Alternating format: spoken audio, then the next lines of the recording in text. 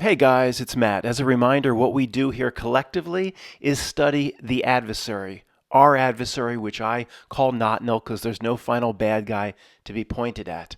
We look at the tactics of notnilC in a lot of different areas. So let's get the righteous truthers out of the way. Let me eliminate them from the channel. If you go, oh, you're going to talk about a TV show? Yes, because this is what the notnilC is doing now with weaponized television. I've been noticing it, and I want to talk about it. Righteous truthers, go ahead, get your comment in. You can't resist, so I can remove you. Then the rest of us can move forward on the lifeboat without you trying to poke holes in the back. Because to me, this reality now is about as simple as a half page. The only way this channel is going to survive is if I can bring you tremendous variety. So if I do 5 or 6 videos a week, 1 or 2 videos, you might say, oh, I don't want to talk about that horse shit. You might not like 1 or 2 a week. Melvin and Bezzo to some people, those skits we haven't done for a few months, it's cringeworthy. Other people think it's funny. Tremendous variety. I'll continue to do a lot of midnight reality deep dives on Saturday. Is there a spiritual aspect of us that's not here? What is higher self? A lot of truth channels will continue to survive for years with their 1st through 3rd grade audience because it's always a search to figure it out. They'll never just say, here's what I think it is, like I've done years ago. Here's what I think it is. It leaves these truth channels with nowhere to go, no matter what their topic may be. I'll just choose mud flood, but there's 100 others like that, as you know. It's always more and more of the same. There's never a final opinion. It's dangling the carrot of, if we keep looking at it for 20 more years, then we'll figure it out. When the graduate level truther in this reality sees it can't be figured out. It's all false. The only thing you can figure out for yourself is what you're doing here and what you need to do in the short time you have left. Okay, the main point here, using Godfather of Harlem as my example, starring Forrest Whitaker, you watch it through Epix or MGM Plus, is the continual weaponization of what notnilC is trying to do with television. Please, I don't want to hand out any Pootie Tang awards. We know that's the original purpose of television. Tell a lie to your vision. The first day, we know. We did that 28 years ago. We know. Okay, but the continual weaponization, it just gets worse. Back in the day, of course, you generally had a good guy and a bad guy. You may have heard these terms, protagonist and antagonist. Yeah, that's where it came from. You knew who to root for right away, right? It's not a stretch for me to say that. John Wayne here in a movie I saw somewhat recently, The Cowboys. He leads a group of young men and boys on this 500-mile journey to get the cattle to the right place, and all these rustlers are trying to get them, and all these different things are setting them back. And where did all the men go? All the men in the area fell for the trick of the 1849 gold rush, and they all went to pan for gold like idiots. So there was only boys. He had to use it anyway. So you know who to root for. The bad guys were clearly the bad guys, right? Then over the decades, that got confused, muddier. Look at Goodfellas, for example. Henry Hill, I think I think Bill knows Henry Hill or something like that. Bill will send me an email like that, or he met him or something like that. Bill, you should see what Bill used to do he wasn't a mobster. He was more in Hollywood or something like that. Bill. Anyway, you can get out from under the dragon's wing. Bill's living proof. Henry Hill not in The Godfather, in Goodfellas. Did I say The Godfather? I apologize. Goodfellas. Well, you know he's doing bad things, but he's surrounded by people that are much, much worse. So comparatively, he's better. That's not great to root for a mobster, and he's digging holes for people, but now they've made it even worse. So back to Godfather of Harlem with Forrest Whitaker, isn't it assumed still that when you start watching a TV series, there's somebody to root for, or at least somebody the audience should get behind? Is that just me being an old man and people just watch now? I think it's still like that. You're supposed to root for somebody, right? Maybe I'm just old and out of touch, and you're supposed to identify with somebody or get behind. So I watched 3 episodes of this Godfather of Harlem, and okay, well, he's the biggest heroin dealer in Harlem. And heroin is single-handedly, for the 60s and 70s, destroying Harlem. Okay, it doesn't matter how much he loves his family or if he gave some money to the church or whatever. He's a heroin dealer. And of course, he has disputes with the Italian mafia and this and that. And his interactions with the Malcolm X character are the best part. To me, the only part worth watching. I'm not recommending this in any way. But then after 3 episodes, I can't watch this. Again, Comcast, I get this for free through Comcast cable. That's who provides my internet, etc. And I thought I can't watch anymore, so I turned it off and I looked at the history of the real gangster Bumpy Johnson, and I was looking specifically for, did he ever stop dealing heroin? Did he ever turn his life around or use all his money and his empire to open homeless shelters and churches or whatever?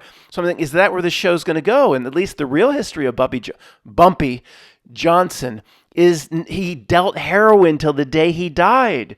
So you see what I'm saying? There, of course, Matt, this is nothing new. Through The Godfather, Michael Corleone, we're essentially rooting for the bad guy. Yeah, but they've weaponized it even further. The new heroes and heroines have almost no redeeming qualities. Again, the parts of this show where he shows gentleness to his family or whatever, he's a heroin dealer, and that is the number one thing. 99%, everything else is 1%, that's destroying Harlem in the 60s, 70s, and 80s. That is so bad. It's like saying, well, Satan has some good qualities. No, once it gets that bad, there are no redeeming qualities. So the notnilC is doing this with the new okay, this is people watch. I'm supposed to root for Forrest Whitaker. Okay, he shows some tenderness to his family, and we know, and they put in an actor that you have a history with. Going back to Fast Times at Ridgemont High. Jefferson's my brother. He gonna kill us. First he gonna shit, then he gonna kill us. We have a history with Forrest Whitaker. So it's an actor that favorableness is high in a focus group, for example. They do this. So they think, well, I'm supposed to root for this person. And it looks like through 4 seasons, he's just going to deal heroin and continue to destroy the community. Well, look, again, 3 episodes. Did they change the history of Bumpy?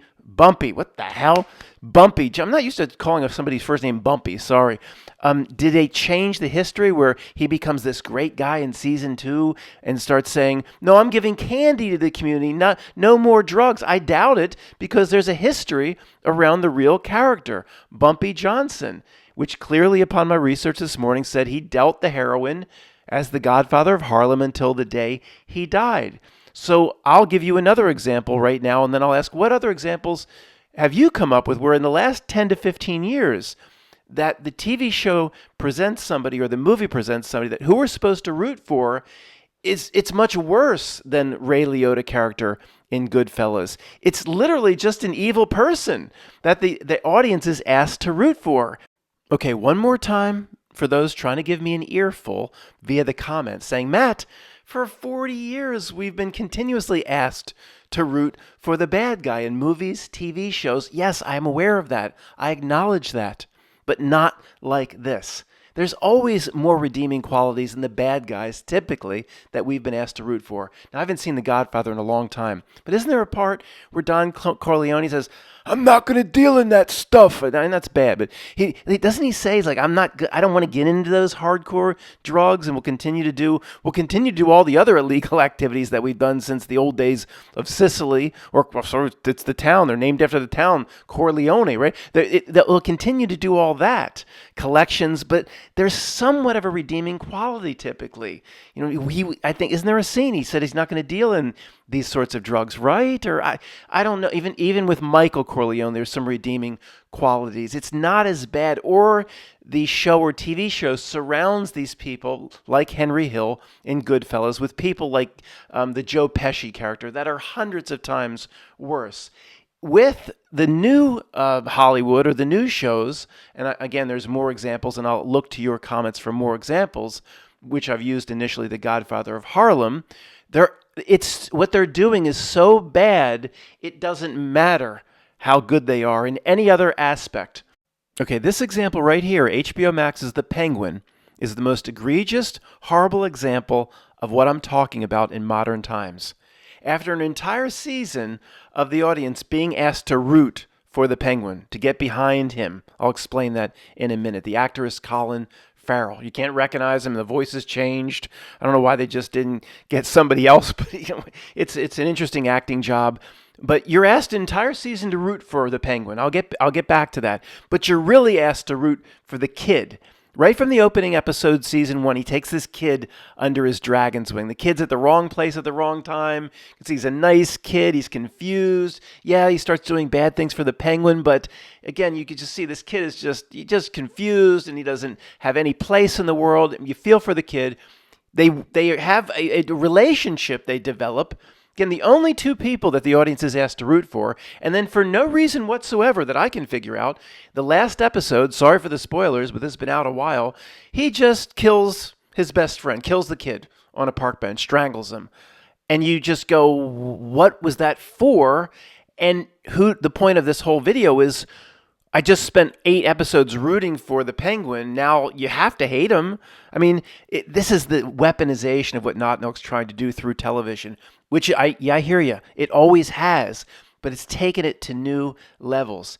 So this final act creates a tremendous amount of, I don't know, internal confusion in the audience, because there's nobody that's not behind the kid, and you're also 95% behind the penguin. Again, in the show, the penguin is getting his start. He doesn't control everything. There are mob bosses that are much more evil and larger. Like, it's that Kristen Milioti, who, that's another point of confusion that notnilC inserts into the penguin. The actress Kristen Milioti from Black Mirror, what is it called? Callister, and she did Palm Springs, the movie. She's a very likable actress you've seen in many things. Again, would be rated very favorably. Well, she's supposed to be the evil daughter of Falcone that takes over the Falcone crime family. Because you like the actress so much, and she's been put through some really hard times too, you want to root for her. But you can't. The show will show you her doing things in 2 or 3 episodes that you really like. You really want to get behind her.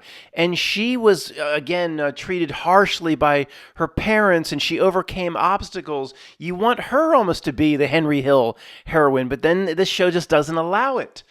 And you want her to desperately team up with the penguin. The show just doesn't allow it. But you're behind the penguin. Okay, you spent 7 episodes getting behind the penguin. How could we be behind the penguin, man? It's easy for them. Okay, the penguin does some real sick things to his brothers and shows a troubled childhood, which we let go as the audience. Then shows the struggles. He's disabled. He's called names. They tease him. He's treated like a lowlife. He's not the mob boss we've seen in other Batman movies or the old Adam West Batman. He's coming up. He's treated like a lesser human. Okay, so these are the reasons we can get behind him. He takes the kid in that we like under his wing. He generally treats the kid well. Then we're confused again when the penguin kills Vic on the park bench in the last episode of the season.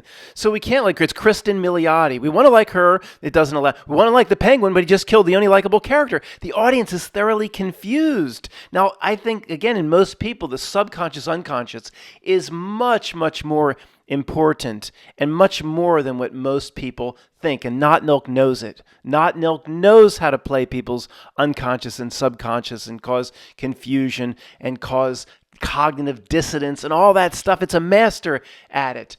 The conscious brain going into Penguin Season 2 will just be excited about Season 2 because there's nothing else to watch, and this was half decent, and, well, we'll just kind of look the other way on that. The thinking mind in English will just kind of look the other way on that, when to me, notnilC is weaponized it even further. It's caused some sort of strife or trauma in the subconscious, unconscious of the viewer, unless you can work it out, unless you can do what we're doing, saying these are notnilC tactics. Okay, is it going to cause somebody to quit their job? And no, but the notnilC is a master of incrementalism.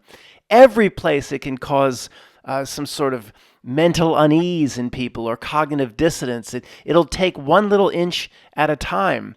And the pendulum, as usual in a fake world, never swings back the other way. And I spent several minutes wasting my time on this morning. Endless YouTube videos and tweets and blog posts and websites. Why did Oswald, that's the penguin, why did he kill Victor in the final episode? Explained. They're going to tell you why. And they always resort back to the same between the bookends horseshit. Well, Oz felt threatened by the kid. The kid might gain too much power too quickly. All this bullshit. Of course, they would think my explanation is bullshit as well. Actually, they would think my explanation, which many of the old guard here agrees with, is completely grounds for the insane asylum. I'd say, can I join your chat room as to why he killed Victor? Who are you? I'm a conspiracy theorist. Let me join your chat room. There's this thing here called notnilC. That's the spiritual adversary that tries to block what you're supposed to do in your incarnation. What? Not what? No, just forget that for now.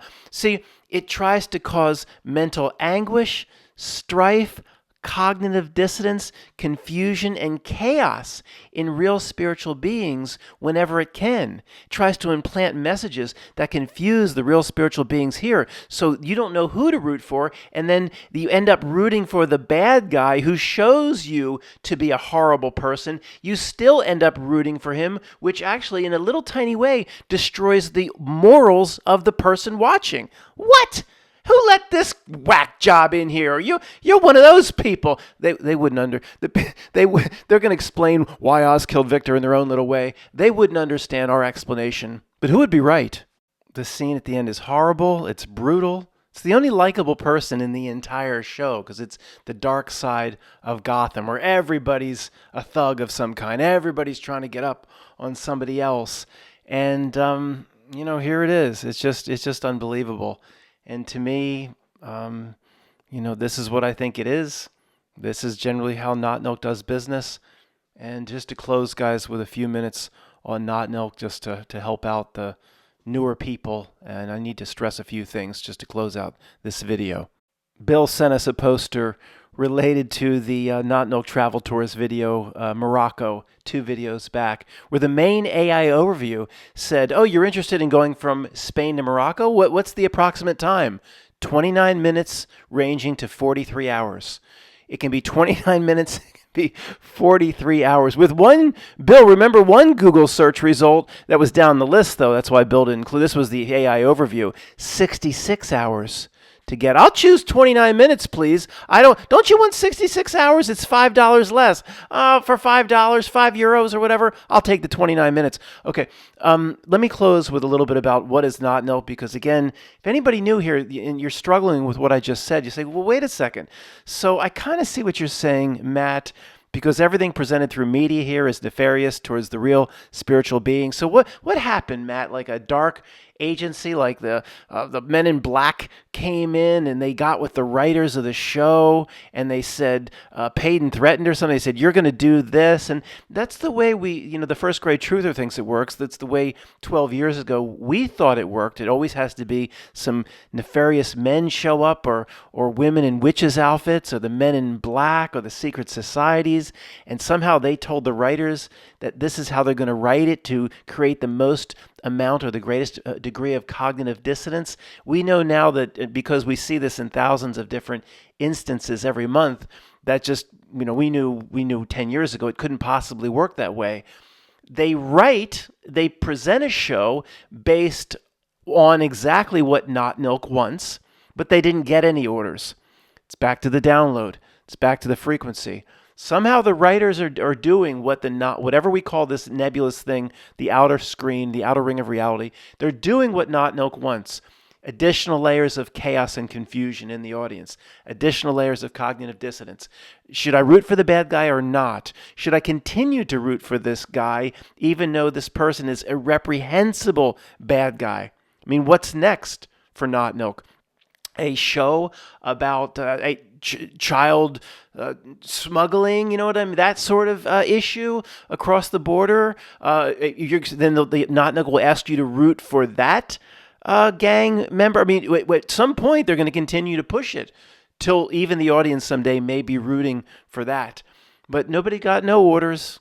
Nobody got no visit from no agencies or Men in Black or Deep State. It just happens. Because those that, their inner ring of reality, their heart center, they engage with it. They want to engage with it. They want its degrees and levels of success. That lets it in.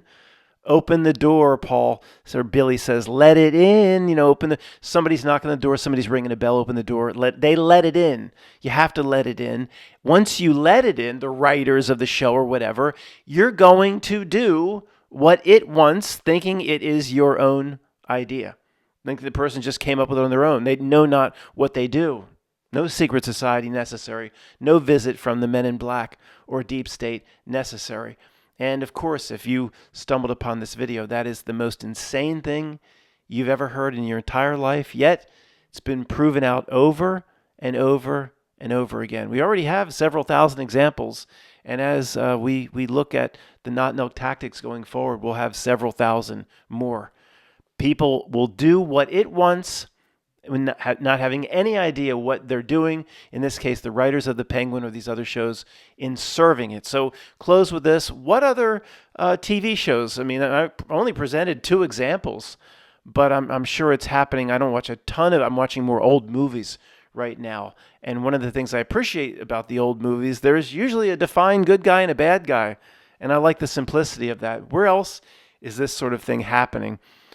Other than, with the Penguin and the Godfather of Harlem, where the audience is asked to get behind a reprehensible bad guy, and it's only going to get worse. Thanks for listening.